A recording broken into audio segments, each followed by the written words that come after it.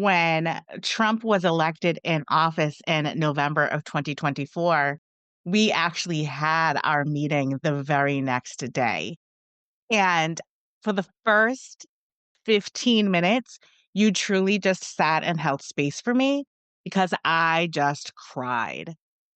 I was so despondent. And not only for myself as a Black woman who has Black children and a Black husband, but for the people who are trans, for the people who need services, for people who aren't able-bodied.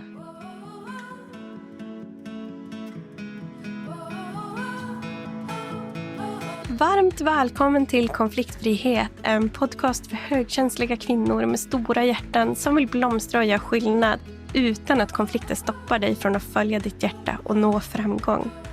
Jag heter Evelina och är tidigare kurator och socionom som numera är internationell författare och traumamedveten ledarskapsmentor.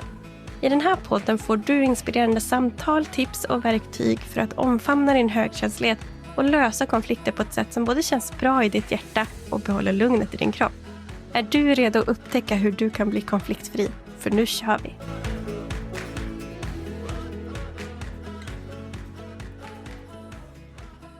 Välkommen till ett nytt avsnitt av Konfliktfrihet.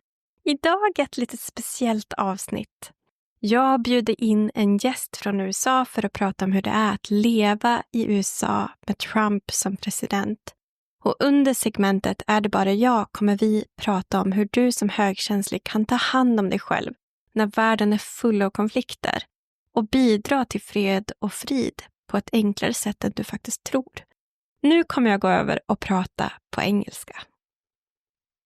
I am beyond excited to introduce you to someone who has been an important part of my own podcast journey, Bethany Hawkins. Hello and welcome to Konfliktfrihet, Bethany. Thank you so much for having me. I missed your face. I missed hearing you speak in Swedish. Oh. So, is it Swedish or Sweden? Swedish. Swedish. Yeah. I missed it all. And you were excited about fika as well. Tell me, what type of fika do you have today? So I have two fikas. I have water with like a little bit of energy in it. And I also have black coffee with some protein in it. Okay, protein. So I like to volley between hot and cold. Because I'm just always a weirdo. So I like walk around with a hot beverage and a cold beverage at all times. Oh, but you're not weird. Thank you. I appreciate that. I have a friend and we always drink both tea and coffee at the same time. We like to have both options available. I love that. Yeah. I'm drinking coffee with a little biscuit. And the coffee I'm drinking is from this season's sponsor, Svanfeldt's Coffee.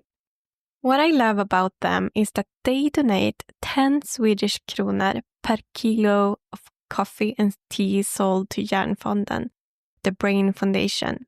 Plus, they are sponsoring the first season with a sample box of their delicious coffee, which I'll be giving away to one of you listeners in the last episode of this season.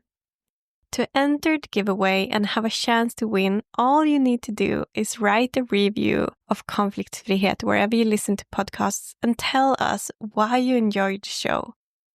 Then take a screenshot of your review and share it on Instagram or Facebook using the hashtag Konfliktfrihet. The winner will be contacted via DM there. And I'd love to know, what are you listeners drinking? Are you a coffee or tea lover? Or do you like to drink hot and cold together as Bethany? It would be fun if you shared a picture of yourself listening to the podcast on social media using the hashtag Konfliktfrihet.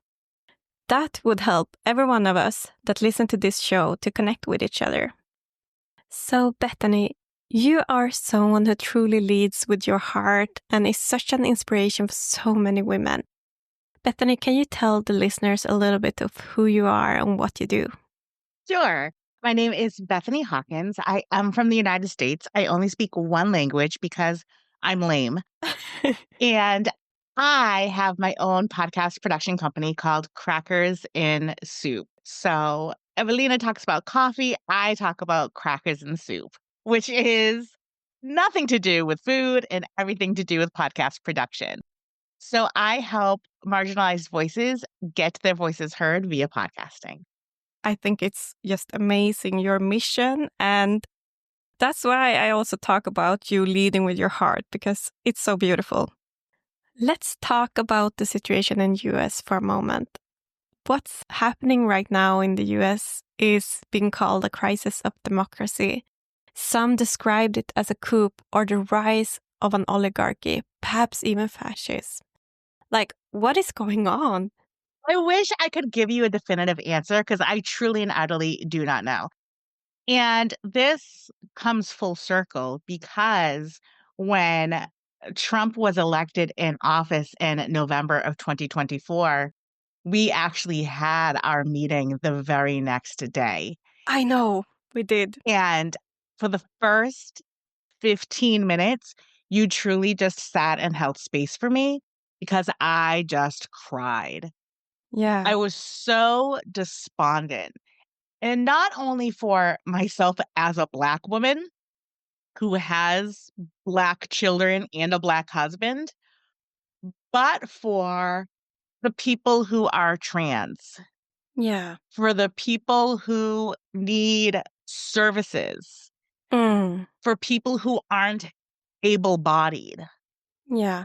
I saw the disintegration of everything that this country has to offer for migrant workers, for people who have come here legally and illegally. Mm. When Trump shared what he wanted to do, I saw the horror in it. And so many people were saying, "Oh, he's just kidding about this, but this is what he's really trying to say." Which is shocking to me because I'm like, he means what he says. Mm. And to find people that were alibying for him or trying to make him be in a greater light or to understand him on a different level, I have the inability to do that. Yeah. And I believe that there are good people who voted for him for some reason, and I can't comprehend that reason. No. Especially if they're friends of mine, especially if they've been to my house, especially if we've had coffee together, if we've had experiences together, because you are voting for somebody who's against everything that my family is and or believes in. Mm-hmm. So it's been really hard trying to come to an understanding of A, how this even happened. Yeah. Like what? What happened? What? What episode of the Twilight Zone is this, and how can we get out of it? I think the whole world is shocked because what he has done in so small amount of days in his position is crazy. And I mean, it's not only affecting individuals and institutions, it's also affecting like countries. Yeah. I have friends that are married to same-sex individuals who have children with autism who are greatly concerned about if their marriage is going to be a legitimate marriage under his presidency, if he's going to dissolve their marriage. Yeah. I have friends who have ADHD who's worried about their medication because they're just this week, a person who is in charge of healthcare in this country said that Adderall isn't really helpful to anybody. It's just Because he's also putting people without really the competence on different positions, right? correct. It just sounds so scary in my ears to like hear he can put like people that are just don't really have competence, but maybe support Trump. And that is scary.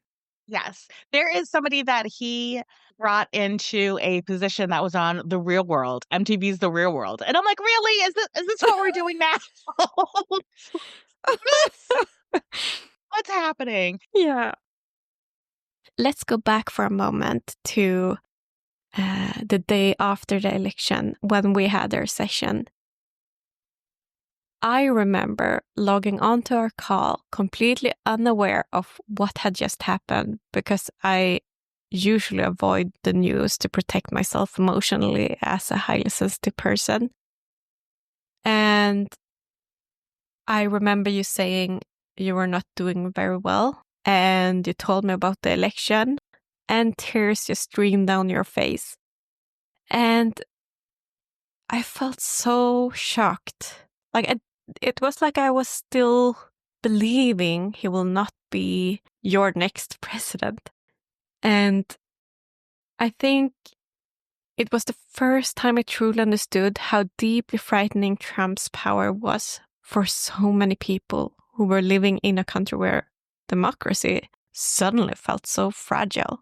And as a citizen of Sweden, we might not fully understand what it's like to live in the US right now. And one thing that you said to me that day was you were actually so afraid of what he will do to the country that you actually was thinking of leaving the country with your family because you felt unsafe. And I think those words was just so, it just hit me so much. Do you still want to leave America, or is it something you have left behind now? My husband and I have discussions. I mean, we have a teenage daughter. We have a teenage son. We have a son that's in his early 20s. And I'm more so greatly concerned for them because I'm in my late 40s. Yeah. And I've established my life. My concern is the impact that it's going to have on my daughter's reproductive care, on if there, God forbid, is a war, that my sons are going to be drafted Yeah. if they bring a draft back. So we've had these discussions. We haven't finalized our thoughts, but the discussions are definitely there and continuing. Again, I hope for the best. Yeah. But these conversations are so important, especially in regards to conflict Yeah, it is. and how to work through this because it's traumatizing, especially when you come across somebody who has completely opposing views.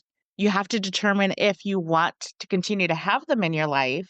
And if you do, how do you speak with them and to them on topics that are hard? So I think that this podcast is so vital.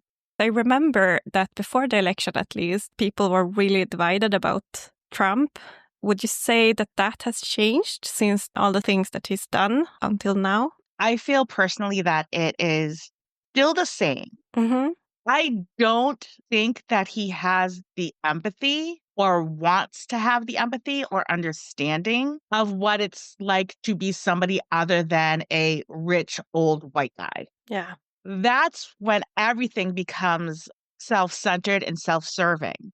Yeah. And that's where I kind of have a hard time with the divide as well, because many of the people who did not vote for him are educated. Many of the people who did not vote for him understand how tariffs work, Yeah. understand the United States' global impact. A lot of the people who did not vote for him understand how Medicaid and Medicare work. They understand how the services work. And if you're unwilling to educate yourself before you step into that voting booth, I don't know how to bridge that gap. No. Because educated people aren't going to become uneducated. They're not just going to all of a sudden wake up and forget all of the knowledge that they have. No. The real knowledge of how the Constitution works, which is the foundation of America. It's just so ironic. And also that it backfires on himself all the time and his own country. He's showing many times that he doesn't really care about the rules of law or like regulations, international law, and so on. So I totally understand that it is a scary time for many people in America right now that are educated, because that is a key, I think, to be educated and to get information, learn about democracy in school is like one of the key points in having a democracy. And if you're uneducated, you might not really understand what's going on and how things should be done. And even in the education in America, there is a significant disparity between where you live and the education that you receive. If you have educators who are just doing the bare minimum, they're not excited about the curriculum, they're not excited about teaching because the wage is so low. So as a parent, it's up to me that if they're not teaching such and such at school, that I have to take it the onus on myself Okay. and teach either my children or get them somewhat interested so that they're learning another perspective. These are all things that are going to be reflected upon learning. Yeah. And this is actually something that is a hot topic in Sweden as well. So I think this was really great to bring up for Swedes to think about. Absolutely. In order to thrive, education is needed. And it's not just collegiate, go to college and work in tech. No, education also includes trade. Yeah. We have to learn not only mathematics and reading fundamentals, but you also have to learn how to think outside of what somebody's telling you. Yeah. You have to learn how to research. You have to learn things like they've taken home economics out of schools and like sewing and cooking and Oh. but those things are so vital Yeah. to everyday life. And that just makes for a better community. And It it does. makes for a better economy. Yeah. And the word economy, people always think about finances. The word economy is community working together. Oh, yes. Eco is the Greek word for home. So it's your home coming together. Oh, that's so beautiful. And that's how we get better leaders. That's how we Yeah. get people that are fighting for you as the person. I think that it's also important to look at how other countries like Sweden, like Canada, is responding to the tomfoolery that is happening right now. Yeah. Because when you're in it and you're like, am I crazy? Am I crazy for being horrified by all of this? And then you see other leaders, other world leaders that are thriving. Countries are thriving and doing so well, and they are equally as horrified Yeah. as a large percentage of the citizens of the United Yeah. States. Don't doubt yourself. It's like, okay, thank you. Thank you for making me feel validated. Because that's a scary thing as well. I mean, it's just been days with him on in the office, and Mhm. in 2 years, it could be a norm. By then, you might have doubted yourself. You start to just accept the reality as it is, because that's just a normal reaction as well to a situation that isn't normal. Mhm. I think that's why it's important as a Swede to just shout and tell you that it's not normal. Don't doubt yourself and keep going, keep raising your voices. Thank you. That was perfectly said. Thank you. Hmm. And I think that's also why I felt I needed to do this episode, because, I mean, this podcast is called Konfliktfrihet, and if this isn't a conflict, then what is? Like, what? So true. So true. What's a conflict if this isn't one? Yeah. So when I'm reading the news about US, I also see something that brings me hope. I think in every state I saw that people were protesting against Trump and his decisions. There is lawsuits that have been filed against him and all the illegal actions that he's doing. And I mean, some of them is blocked by the court. That's a light in this darkness. And also, I saw that there was some polls showing that public disapproval is growing against Trump and his decisions. It wasn't like a big numbers, but still. I wanted to ask you, is there anything that you find comfort in when being in this situation in the USA? In order for me to keep my sanity, Mm-hmm. I have to continue to live my life.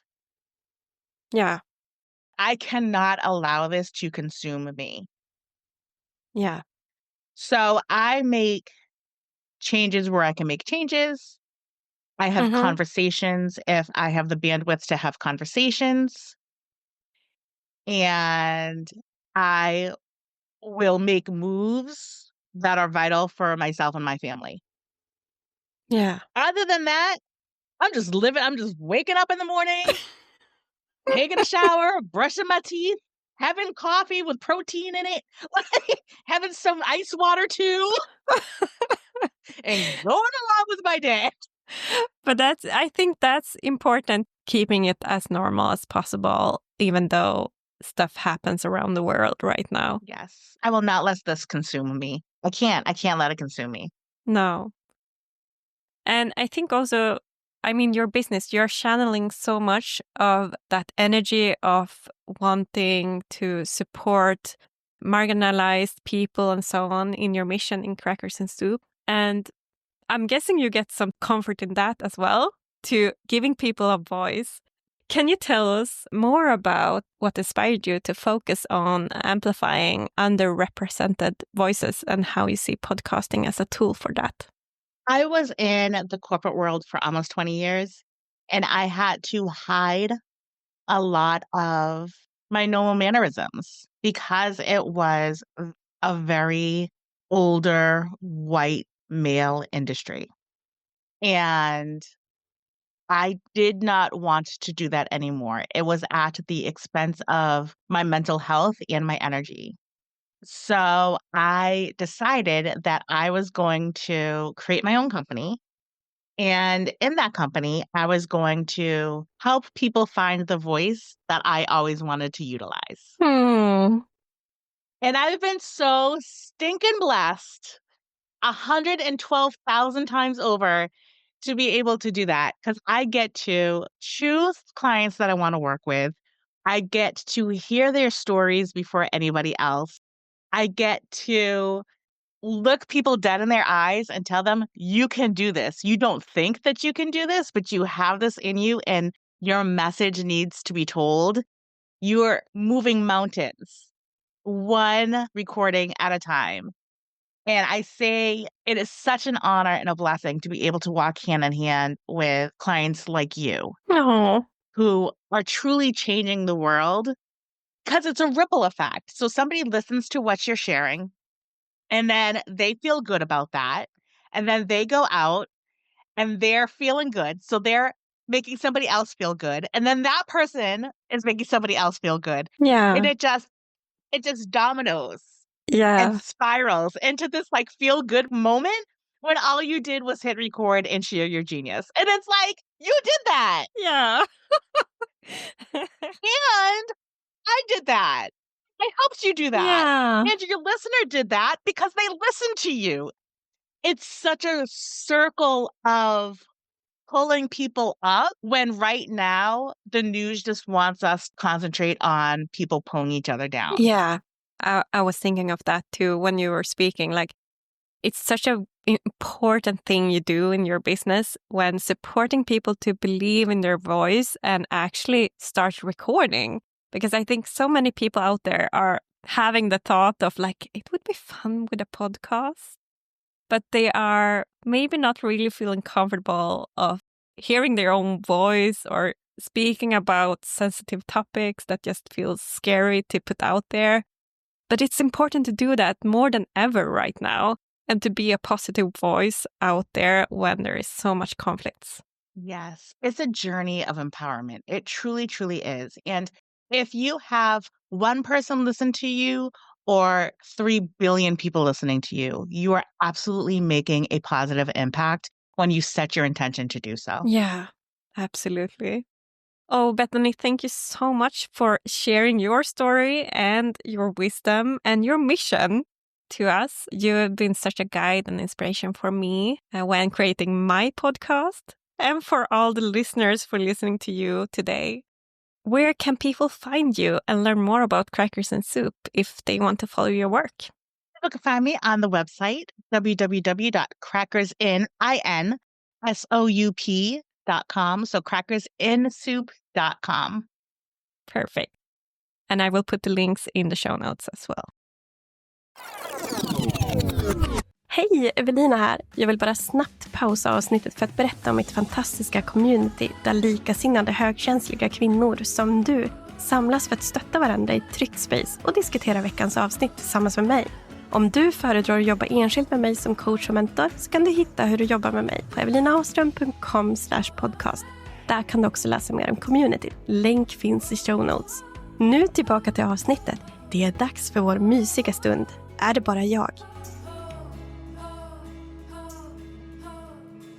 Välkommen till Är det bara jag? Ett segment där vi lyfter fram vad som egentligen händer i de konflikter och konfrontationer som du möter så att du kan känna dig mindre ensam och finna klarhet hur du kan lösa konflikterna. Dagens avsnitt är baserat på en fråga som kom in. Är det bara jag som känner mig väldigt påverkad av konflikterna som Trump och andra världsledare skapar just nu? Och nej, du är inte ensam. Jag har själv känt mig väldigt påverkad av världsläget och nedstämd utan att riktigt fatta varför.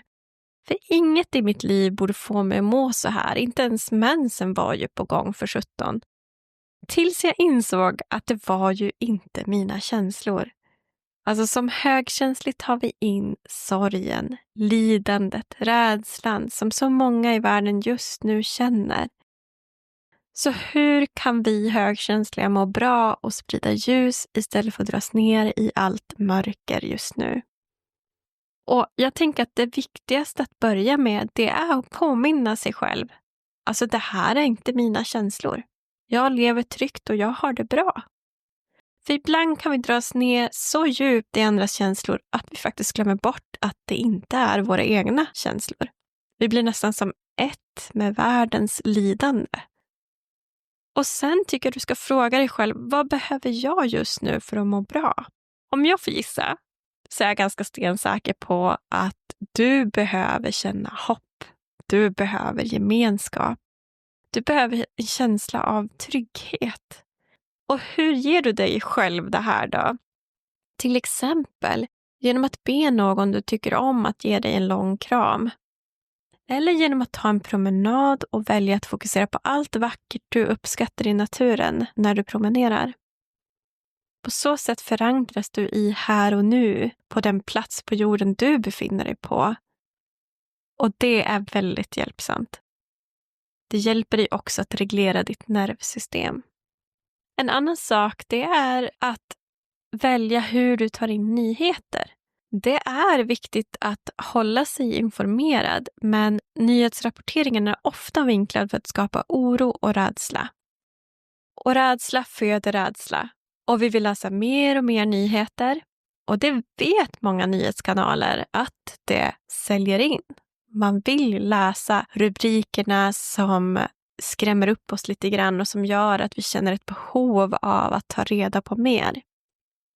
Och det är just det som gör att mörkret kan expandera också. Men du kan ju besluta dig för att ta in nyheterna på något annat sätt. Antingen så kan du ju faktiskt be en partner eller vän som ändå tittar på nyheterna och som inte tycker det är jobbigt att titta på nyheterna att ge dig en liten rapport om det är något av vikt att veta för dig. Eller genom att se nyheter från en pålitlig oberoende nyhetskanal som väljer att lyfta nyheter med också hoppfullhet. Vi behöver lyssna på nyheter från någon som trycker ner kraften i allt det mörka. Som får det mörka att inte framstå som särskilt hotfullt eller oövervinneligt. Vi behöver lyssna på nyheter från någon som lyfter snedstegen de gör. Det lyfter oss. Det får oss att känna hopp om framtiden. Du kan också fokusera på allt som går framåt. Jag menar inte att du ska förneka vad som pågår i världen just nu. Men däremot, när någon har behov av att prata om en ledsam nyhet eller om du själv hamnar i träsket av att läsa alla de här nyheterna som skrämmer upp dig och gör att du blir nervös och rädd, så välj att även leta efter nyheter om motkrafterna kring den här konflikten. Det finns alltid människor som gör skillnad och skapar ljus i mörkret. Vi behöver hålla fast vid hoppet och hjälpa andra att se det också. Vi behöver se och höra motståndskraften, för den finns. Sen är det ju också viktigt att hjälpa andra att lita på sin känsla. Det är okej att känna att något är fel, oavsett vad experter och ledare säger. Om du har en vän i ett land där situationen är otrygg, hör av dig och bekräfta deras upplevelser. Låt dem veta att det som händer nu inte ska normaliseras. Vad än de hör för desinformation och propaganda, det är inte okej det som försiggår. Och du kan ge dem perspektiv på det. Något som också kan lyfta oss lite grann ur det här, det är att vi kan göra skillnad på något sätt. Jag valde att göra det här avsnittet för att försöka göra skillnad. För vi alla kan göra någonting på något sätt. Vad kan du göra för att sprida ljus och hopp? Det kan vara att stötta en organisation, att ha ett samtal i din krets. Eller sprida positiva initiativ, bygga gemenskap. Så hur hanterar man människor då som tycker rakt motsatt som dig? Som kanske är emot dina värderingar. Som i exemplet Bethany tog upp. Där en person i din vardag är emot allt det du står för och inte vill människor som du väl. Hur hanterar du dem då? Det är fullständigt okej att ta avstånd från människor som påverkar dig och ditt mående negativt. Feminint ledarskap, det handlar om att ta ansvar för ditt egna välmående och att inte forcera. Du vinner ingenting på att tvinga andra att ändra uppfattning. Vi vinner på att stå stadigt i det vi uppfattar och tycker utan att låta andra få oss att känna oss mindre värda eller tvivla på våra egna åsikter och tankar. Du är du, stå stadig i dig. Det kommer att lysa starkt om dig då. Sen kan man också göra ett inre arbete just för att klara av att stå stark inom sig. Och det handlar om att titta på de rädslor som kan dyka upp. Och det hjälper jag dig med i mitt mentorprogram Guardians of Feminine Light. Så kika in det. Men slutligen, alltså låt oss ha tillit. Tillit till att fler vaknar upp och inte stöttar den här typen av ledarskap. Tillit till att sanningen alltid kommer fram. Och hur känns då tillit? För mig i alla fall så känns tillit som en avslappning. Det är en känsla av lugn och trygghet. Och i en värld som är orolig så är det viktigt att hitta till det. Så att du kan sprida trygghet runt omkring dig. Det kan också vara att bygga gemenskap med andra som ser världen som du gör. För vi är inte ensamma, vi är jättemånga. Och tillsammans kan vi skapa en ljusare framtid.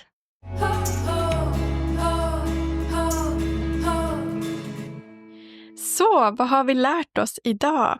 Jo, att utbildning är viktig för demokratin. Och du som företagare kan göra skillnad och finna mening genom ditt varför i ditt företag som en motkraft när omvärlden är orolig.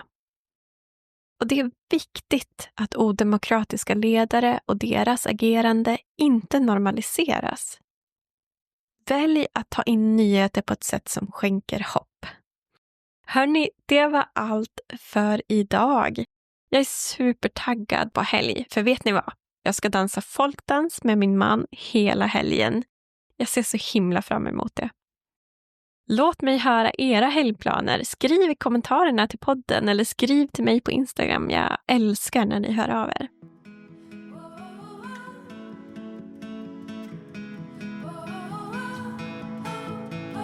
Tack så jättemycket för att du lyssnade på Konfliktfrihet. Om du tyckte det här var givande, glöm inte att prenumerera, följa eller gilla där du lyssnar på poddar.